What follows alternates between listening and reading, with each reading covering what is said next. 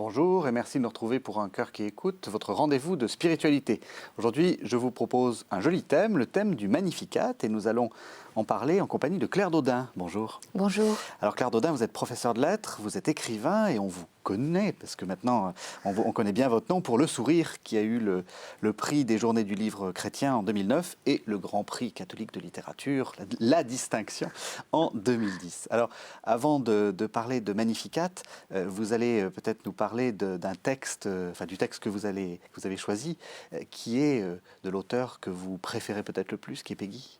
Voilà, donc je suis venue avec le porche du mystère de la deuxième vertu et je voudrais vous lire un court passage qui n'est pas sans lien avec le thème du Magnificat qu'on abordera tout à l'heure. Jésus-Christ, mon enfant, ne nous a point donné des conserves de paroles à garder, mais il nous a donné des paroles vivantes à nourrir. Les paroles de la vie, les paroles vivantes, ne peuvent se conserver que vivantes, nourries vivantes, nourries, portées, chauffées, chaudes dans un cœur vivant. Nullement conservées moisies dans des petites boîtes en bois ou en carton. Comme Jésus a été forcé de prendre corps, de revêtir la chair pour prononcer ces paroles charnelles et pour les faire entendre, pour pouvoir les prononcer, ainsi nous pareillement, nous, à l'imitation de Jésus, ainsi nous qui sommes chers, nous devons en profiter de ce que nous sommes charnels pour les conserver, pour les réchauffer, pour les nourrir en nous, vivantes et charnelles. Comme une mère charnelle nourrit et fomente sur son cœur son dernier-né, son nourrisson charnel sur son sein, bien posé dans le pli de son bras, ainsi, profitant de ce que nous sommes charnels, nous devons nourrir, nous avons à nourrir dans notre cœur, de notre chair et de notre sang, de notre cœur, les paroles charnelles, les paroles éternelles, temporellement, charnellement prononcées. C'est un homme, Peggy. Et pourtant, il dit quelque chose de la paternité ou de la maternité. Oui, c'est un thème que j'aime beaucoup chez cet auteur. C'est le thème du parent. On ne le connaît pas beaucoup pour ça, mais Peggy a énormément écrit, des textes d'ailleurs qu'il ne publiait pas forcément de son vivant, sur son expérience de père, et de père non pas en tant que figure d'autorité par opposition à la mère qui serait toute tendresse, mais d'homme qui met au monde des enfants avec tendresse, angoisse, espérance, désespoir. Et donc je trouve qu'il y a là une approche de cette expérience humaine primordiale qui est celle d'enfanter, qui est très belle, qui me touche beaucoup. Alors on va en venir au Magnificat. Je vais vous lire les paroles du Magnificat et puis vous allez me dire ce que ça vous dit. Donc ça commence par, évidemment, « Mon âme exalte le Seigneur, exulte mon esprit en Dieu mon Sauveur. Il s'est penché sur son humble servante.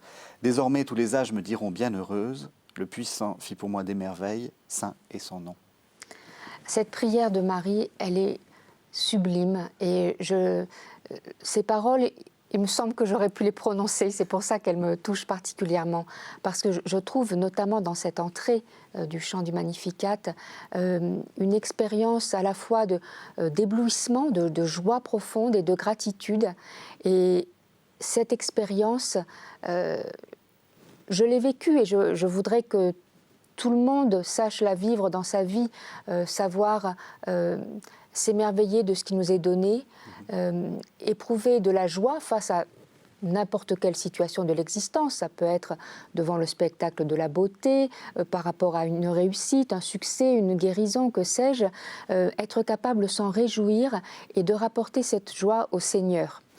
Et ce qui me touche particulièrement dans le Magnificat et notamment dans ces premiers versets, c'est bien évidemment la situation, c'est-à-dire que la jeune femme qui prononce ces mots, qui les laisse jaillir de son cœur, c'est une jeune mère et dont la joie intime est de savoir qu'elle porte une vie en elle.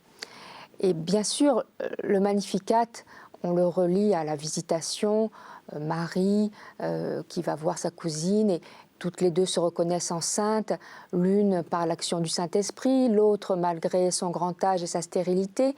Mais moi, ce qui me touche, ça n'est pas le côté extraordinaire de la situation, c'est au contraire sa banalité, j'allais dire, ce à quoi elle renvoie dans la vie de toute femme qui a la chance d'être enceinte un jour.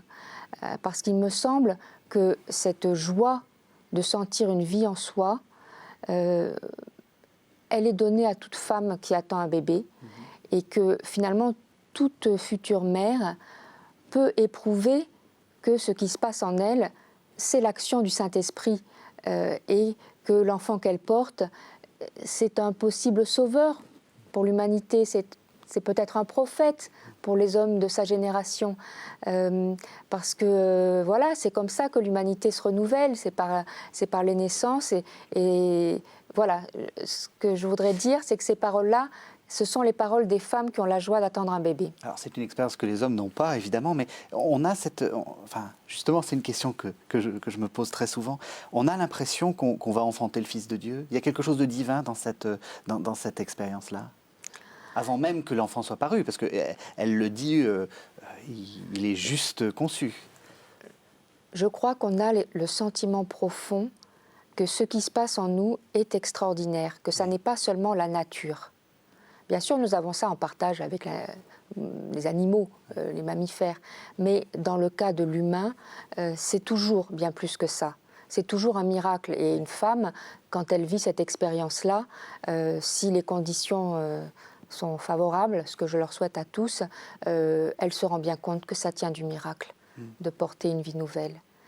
Vous avez dit il faut le rapporter à Dieu. C'est ça qui est important. Comment dire, quand on est mère, on fait forcément une action de grâce. En tout cas, c'est ainsi que j'ai eu la chance de pouvoir le vivre 4 fois. Je crois que c'est dans la religion juive qu'on dit que pour faire un enfant, il faut être 3. Le Père, la Mère et Dieu. Et ça, il me semble que c'est une profonde vérité, qu'on ait la foi ou pas. Faire advenir un nouvel être humain au monde, ça dépasse toujours la nature. Et pour moi, ça implique vraiment l'action de Dieu sur la fécondité humaine, oui. On va continuer la lecture. Son amour s'étend d'âge en âge sur ceux qui le craignent. Déployant la force de son bras, il disperse les superbes. Il renverse les puissants de leur trône. Il élève les humbles. Il comble de bien les affamés. Il renvoie les riches, les mains vides. Alors là, je suis frappée par la force de ces versets. Le Magnificat, c'est vraiment une prière révolutionnaire. Oui, c'est étonnant. C'est là qu'on voit que notre Dieu, le Dieu que Marie chante à ce moment-là et que nous prions avec l'Église tous les soirs, c'est un Dieu qui renverse l'ordre du monde. Parce que nous disent ces versets, c'est exactement ça, c'est que la gloire des superbes, l'argent des riches, le pouvoir des puissants, tout ce qui gouverne vraiment notre monde, eh bien, Dieu balaie tout cela de son bras puissant. Et que le Dieu auquel nous croyons et que nous proclamons, c'est le Dieu qui nourrit les affamés, élève les humbles. Et c'est dit de façon tellement forte et simple dans cette prière qu'il ne faut surtout pas les répéter sans comprendre ce qu'on dit. Il faut bien percevoir cette force et y adhérer, parce que c'est ça quand même qui nous est demandé. Et je crois que parfois on a peut-être tendance à un peu s'assoupir sur ces belles paroles du chant de Marie, alors qu'elles sont vraiment révolutionnaires et qu'elles reprennent ce qui est partout dans la Bible, et notamment dans les psaumes, que le Dieu que nous proclamons, auquel nous croyons, c'est un Dieu du droit du faible. C'est étonnant parce que finalement, deux des écrivains que vous révérez, Péguy et Bernanos, sont tout à fait dans cette ligne-là. Enfin, il y a quelque chose de profondément révolutionnaire chez Péguy, par exemple. Exact, c'est vrai. Et je continue, oui, à travailler sur ces auteurs qui me nourrissent depuis maintenant des années. Et effectivement, ce qui me plaît, me séduit en eux, on peut dire, c'est que pour eux, le christianisme renverse vraiment l'ordre du monde. Et ils l'ont exprimé en s'engageant dans l'histoire de leur temps, en prenant certaines positions, et puis dans leur vie, dans leur façon de vivre, tout simplement. Qui en a fait presque des marginaux au regard des critères sociaux. Bon, ce n'est pas du tout des gens qui ont été dans la réussite sociale, mais qui ont été fidèles, au contraire, à ces paroles-là, oui. Qu'est-ce qui s'est passé pour que, quand même, très souvent, l'Église, on l'identifie à l'Église des riches, Il y a eu une... C'est vrai, hein, Oui. enfin, c'est un reproche, et d'ailleurs le fait qu'il y ait autant de réformes comme celle de François d'Assise, etc. Qu'est-ce qui s'est passé? On n'a pas écouté? Alors, là, je ne peux pas parler du tout en spécialiste, mais si vous me demandez comment je sens les choses, peut-être que l'Église, en devenant, pour s'établir sur le monde temporellement, elle a quand même passé un accord avec le pouvoir, où le pouvoir est allé la chercher aussi, puisque l'empereur Constantin, c'est bien lui qui a décidé que le christianisme deviendrait religion d'État, en quelque sorte, sur son empire. Et cette alliance-là, qui à la fois a permis de grandes choses, a permis l'édification de la chrétienté, mais par force, elle a mis aussi l'institution Église du côté des puissants. Et voilà, mais ça n'a pas empêché l'Esprit Saint d'être à l'œuvre et notamment de susciter des saints qui ont toujours eu à cœur de faire vivre la vérité évangélique dans les circonstances telles qu'elles étaient. Mais voilà. Qu'est-ce qu'il faut faire justement? Est-ce qu'il faut être comme Bernanos, je pense à lui, en perpétuelle colère? Il faut tout le temps être en colère? C'est ça l'attitude la plus... Moi, c'est ça qui me frappe chez Bernanos, c'est qu'on a l'impression qu'il est énervé. Il est énervé justement par les riches, qu'il identifie aussi avec les imbéciles. Enfin, il y a un petit côté... Je pense que c'est plus qu'énervé, il y a une force de scandale, il éprouve un scandale. Je pense qu'il faut être en colère quand il y a de quoi se mettre en colère, mais il y a aussi chez Bernanos beaucoup de compassion, de tendresse et une grande ouverture à la grâce. Donc tout n'est pas toujours dans la vitupération. Dénoncer quand il faut dénoncer, oui, mais aussi, et ça c'est quelque chose que je peux dire aussi à propos du Magnificat, il y a aussi chez le poète chrétien, poète au sens large, hein, pas forcément celui qui écrit des vers, mais chez le créateur, l'artiste chrétien, la quête d'un bien-dire. Il faut arriver à dire aussi ce qui est bien, à dire la beauté du monde, à dire l'amour de Dieu pour les hommes, à dire l'espérance même quand on est dans le noir. Et ça, je le trouve chez Péguy et Bernanos, et je le trouve aussi dans les psaumes. Et pour moi, le Magnificat, c'est une sorte de psaume. Et c'est vrai que, à la fois dans ma prière personnelle et dans mon travail d'écrivain, les psaumes sont quelque chose d'essentiel. Parce que, d'abord, j'y trouve vraiment l'essentiel de ma foi, de l'attitude de l'homme face à son Dieu, qui le supplie, qui le loue. Et parce que si je trouve dans les psaumes un véritable art poétique. Il y a beaucoup de psaumes où on est invité à louer le Seigneur, à le chanter, à jouer pour lui sur la cithare, sur la harpe à 10 cordes. Et ça, pour moi, c'est quelque chose de très important et que j'essaie de faire. C'est-à-dire, écrire, ça implique aussi chanter ce chant nouveau. Chanter, donc ça veut dire pas seulement vitupérer, le faire quand il faut, mais aussi trouver le chant, trouver la louange, trouver les paroles de louange, et pour cela, inventer un chant nouveau. Oui. Hein, c'est-à-dire pas forcément la nouveauté pour la nouveauté, mais parce qu'il y a des choses qui, pour être dites, pour être exprimées, demandent une recherche d'expression. Et c'est le travail du poète, c'est le travail de l'écrivain, c'est quelque chose que je trouve chez Péguy et Bernanos, et c'est aussi quelque chose que j'essaye de faire. Parce que, moi c'est quelque chose qui me frappe beaucoup, là pour le coup chez Péguy, mais aussi dans les écrivains catholiques d'aujourd'hui, c'est qu'on sent qu'effectivement, il y a un style des psaumes, quelque chose de très rocailleux, de très un peu âpre, etc. En le lisant, on peut le transposer. C'est-à-dire qu'il faut avoir beaucoup lu les psaumes pour être un bon écrivain. Alors, j'en n'en ferai pas une généralité, mais oui, moi, je pense que ça me nourrit non seulement spirituellement, mais ça m'arrive de retrouver des structures de phrases. Oui. On a l'impression que c'est peut-être plus que les idées, c'est la structure des phrases. Tout à fait. Donc il faut lire les psaumes pour devenir un écrivain. En tout cas, moi, je pense que ça fait partie de ce qui me féconde sur un plan littéraire, on va dire. Il relève Israël son serviteur, il se souvient de son amour, de la promesse faite à nos pères, en faveur d'Abraham et de sa race à jamais. Gloire au Père et au Fils et au Saint-Esprit, pour les siècles des siècles. Amen. Ça, c'est la doxologie. Alors là aussi, la fin, le Magnificat est une prière assez courte, mais tellement riche et dense. Oui. Là, Marie, tout à sa joie, opère un retour sur les racines. Hein. Le Dieu qu'elle vénère et qui a fait des merveilles en elle, c'est le Dieu de ses pères, c'est le Dieu d'Israël. Et nous, chrétiens qui prononçons cette prière, nous sommes invités aussi à nous souvenir de cela, à nous tourner vers nos racines bibliques et nos racines juives, spirituellement parlant. Donc là aussi, ce n'est pas anodin que nous redisions ces paroles avec Marie. Et en même temps, il y a ce retour aux racines et il y a aussi ce qui me paraît être une ouverture prophétique extraordinaire avec ce rappel d'Abraham et de sa race. Parce que la promesse faite par Dieu à Abraham et à sa race à jamais, elle est encore en devenir, c'est nous qui l'accomplissons.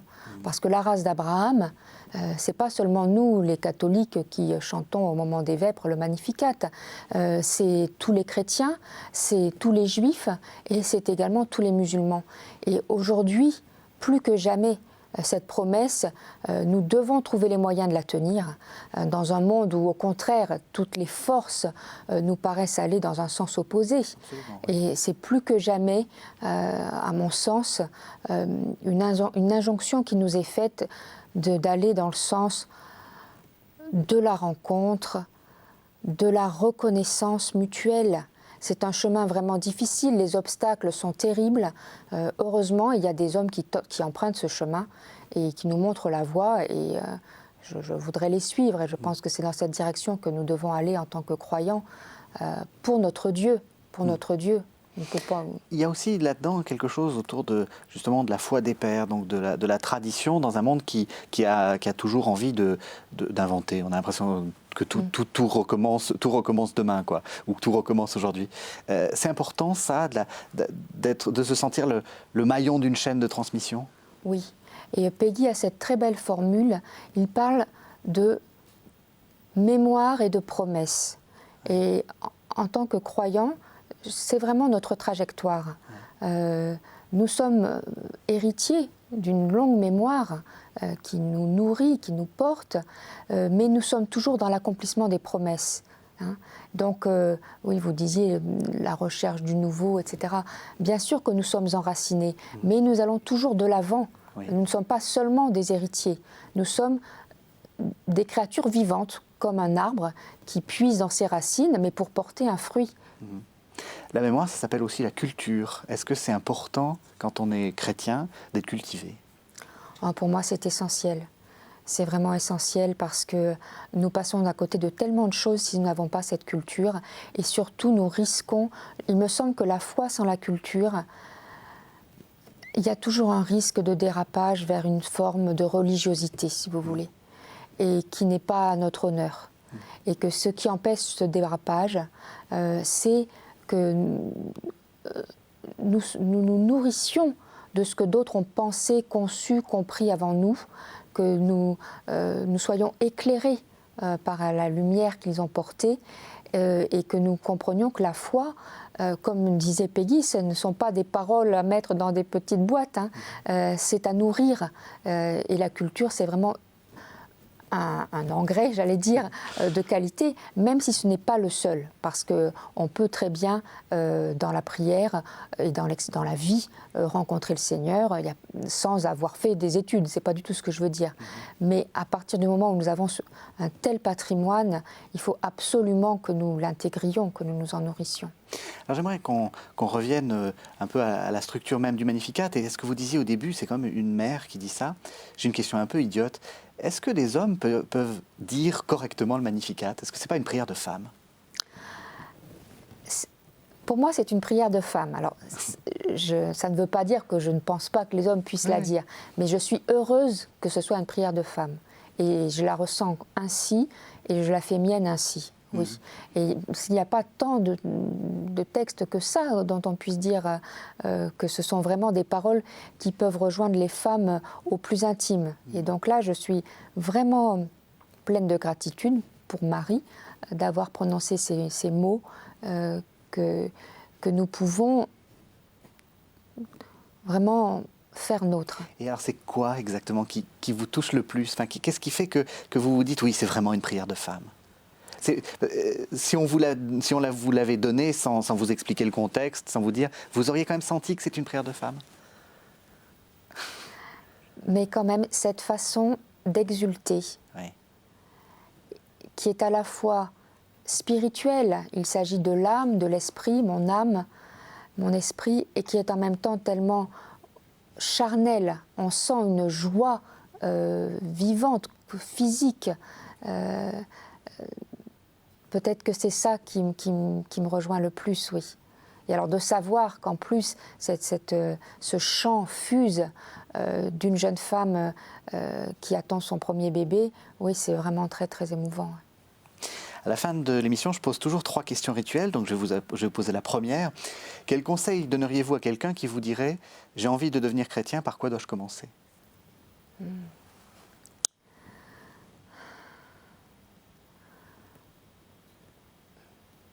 Peut-être par s'émerveiller de la création, de la vie, d'être au monde, avoir un rapport à la vie qui soit de l'ordre d'un bonheur reçu. Pour moi, c'est une attitude fondamentale. La première, après, bien sûr, il y a un chemin à faire.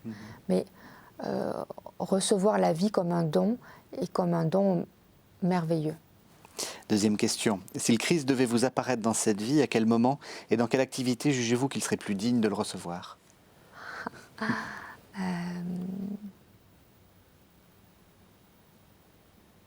Alors ça, je ne sais pas, peut-être quand je vide la machine à laver et que je suis vraiment dans une attitude de service qui ne m'est pas du tout, pas très naturelle, pas très spontanée, que je n'aime pas spécialement mettre en avant, mais où là, quand même, le Christ me dirait, bah, tu vois, tu peux le faire, tu le fais. Et mélange pas les couleurs, c'est moins bien. Et au jour du jugement, qu'aimeriez-vous que Dieu vous dise? Continue. Alors on va parler de votre livre, le sourire. Alors, il ne faut pas raconter les intrigues, mais expliquez-nous un peu, dites-nous un peu de quoi il s'agit. Quel est quand même l'intrigue, un peu d'intrigue?